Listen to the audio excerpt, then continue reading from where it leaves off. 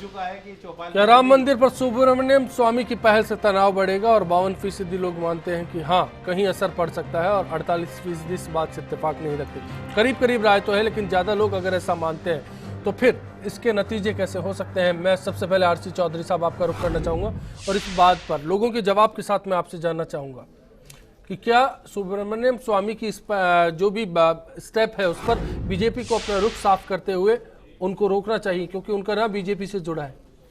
अश्विनी जी, सुब्रमण्य स्वामी जी ने डीयू के अंदर जो मुद्दा उठाया, राम मंदिर का जो मुद्दा उठाया, उन्होंने वहाँ पे ये भी एलिगेशन लगाया कि जो ड्रग्स यहाँ पे जो सबसे ज़्यादा इस्तेमाल करते हैं वो लेफ्टिस्ट जो स्टूडेंट्स हैं वो करते हैं।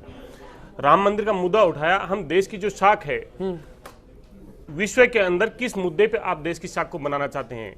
ये जो देश है वो जो सेक्युलर जो देश है, उसे क्या आप एक सांप्रदायिक देश बनाना चाहते हैं? क्या एक कास्टिक देश बनाना चाहते हैं? ये इसकी सरकार को और उस पार्टी की मंशा को तय करना पड़ेगा।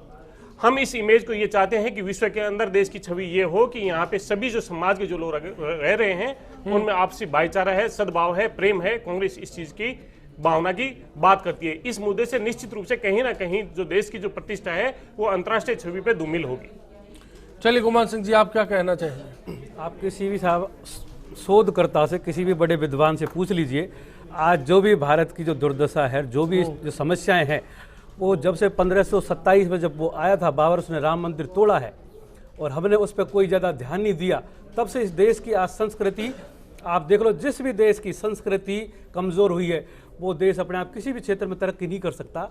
जब तक भगवान राम का मंदिर नहीं बनेगा, किसान आत्महत्या करते मेरे सवाल का रहेंगे। जवाब तो दे बस दीजिए। बात- सुब्रमण्यम स्वामी के स्टेप का असर लोग मानते हैं तनाव बढ़ेगा? कोई तनाव नहीं बढ़ेगा किसी भी प्रकार का कोई, और लेकिन इसका बीजेपी को नुकसान ही होगा। अगर इन्होंने अब कोई ऐसा वादा किया या कोई ऐसा इसको बनाने की कोशिश की, तो इसका रिएक्शन होगा, एक्शन नहीं होगा। अब इसका नुकसान होगा। फिर से याद दिलाया जा रहा है, साहू साहब, फिर से मुद्दा याद दिलाया जा रहा है कि बीजेपी याद कर ले, कोर एजेंडा है, और सुब्रमण्यम स्वामी नहीं, विश्व हिंदू परिषद नहीं, आरएसएस भी कहता है। इंद्रेश कुमार जी ने भी कहा कि हम बीजेपी से लगातार इस मसले पर संवाद कर रहे हैं। अभी हाल में अशोक सिंघल की शोक सभा से पहले, कुछ दिनों पहले, भागवत जी ने भी इस मसले पर जोर दिया था, और अमित शाह भी इस बात को कहते हैं। राम मंदिर निर्माण बीजेपी का एजेंडा है, इससे बीजेपी कतई इनकार नहीं करती है, शहर से स्वीकार करती है। लेकिन बीजेपी इस एजेंडे को सारे देश की भावनाओं के साथ जोड़ करके देखना चाहती है। राम मंदिर के निर्माण के साथ बीजेपी जनमानस की सर्वानुभूति और सर्वमान्य राय चाहती है, और सब लोगों की राय से बनाना चाहती है। इसमें किसी भी ग्रुप को या किसी भी संप्रदाय 2017 के उत्तर प्रदेश चुनाव के बाद भी क्या ये राय आपकी बरकरार रहेगी? 2017 में उत्तर प्रदेश चुनाव के लिए जब वोट डाल दिए जाएंगे उसके बाद भी रहेगी? क्योंकि बीजेपी पर आरोप ये भी लगता है कि ध्रुवीकरण चाहते हैं।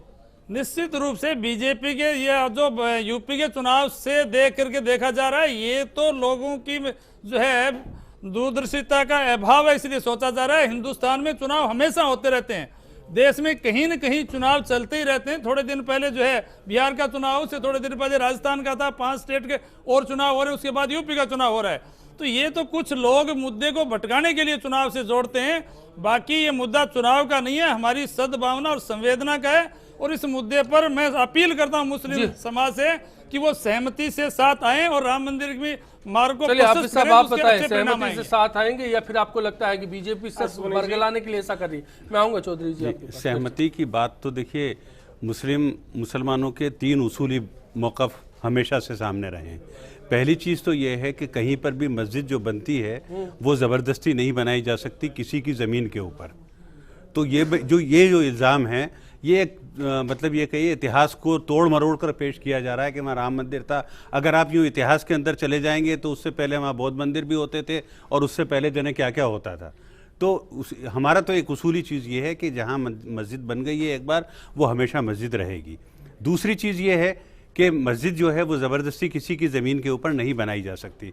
और तीसरी चीज़ ये है कि मस्जिद तोड़ने से पहले अगर सहमति की बात होती तो बात के अंदर वजन था। अब आप जबरदस्ती कब्जा कर बैठे हैं और उसके बाद मेरे मकान में आकर के बैठ करके और ये कह रहे हैं कि मेरी शर्तों के ऊपर जो है आप समझौता करिए। तो इसलिए हमारा मौकफ ये है कि कोर्ट के फैसले का इंतजार किया जाए। तो आप कोर्ट का आने फैसले का इंतजार करिए ना, क्या परेशानी? नहीं, कोर्ट का फैसला का आने का इंतजार कर लीजिए ना। हम तो सब चीज को मान रहे हैं। कोर्ट के फैसले की बात कर रहे हैं। सुब्रमण्यम स्वामी जी कोर्ट का फैसला ही लेना चाह रहे हैं, लेकिन सर्वसम्मति से लेना चाहते हैं। इसमें तो किसी को आपत्ति नहीं होनी चाहिए। वो तो कह रहे हैं कोर्ट का फैसला मानेंगे ही नहीं। कानून क्या कहता है इस देश का? अगर आपकी मर्जी के मुताबिक कोर्ट का फैसला आया तो मान लेंगे। अपराधी छूट जाएं, लेकिन किसी एक निर्दोष को सजा नहीं होनी। बिल्कुल, चलिए ये बात निकलकर सामने आ रही है। आरसी चौधरी साहब, छोटी सी बात आपकी भी रह गई थी, पूरी करेंगे? एक भी आदमी निराश नहीं होना चाहिए। जी बताइए। 99 विरोधी रूट है तो रूट। चौधरी साहब। अश्विनी जी, ये जो बीजेपी के जो नेता हैं, साध्वी प्राची ने कहा कि 1 साल के अंदर हम राम मंदिर वहीं पे बनाएंगे। बिल्कुल, ये तो सबका एजेंडा रहा है। दूसरे ने कहा, योगी आदित्यनाथ ने कहा कि हम 2019 से पहले वहां पे मंदिर बनाएंगे। मतलब यहाँ पे इनके कौन आदमी को कब कब बोलना है, एक लिमिटेशन दी हुई है। आप कह रहे हैं प्रायोजित है। चलिए, मेरे ख्याल से डिबेट क्लोज करने का टाइम है, लेकिन इससे पहले ये बात निकलकर सामने आ रही है कि कोर्ट के फैसले का इंतजार और सर्व सहमति की बात ही 2 रास्ते हो सकते हैं जब राम मंदिर के लिए बात की जा रही है। फिलहाल इतना ही। सभी मेहमानों का शुक्रिया अदा करते हुए आप सभी से इसी उम्मीद के साथ विदा लेना चाहेंगे कि आने वाला कल सभी के लिए आज से बेहतर रहे, अमन और सुकून के लिहाज से।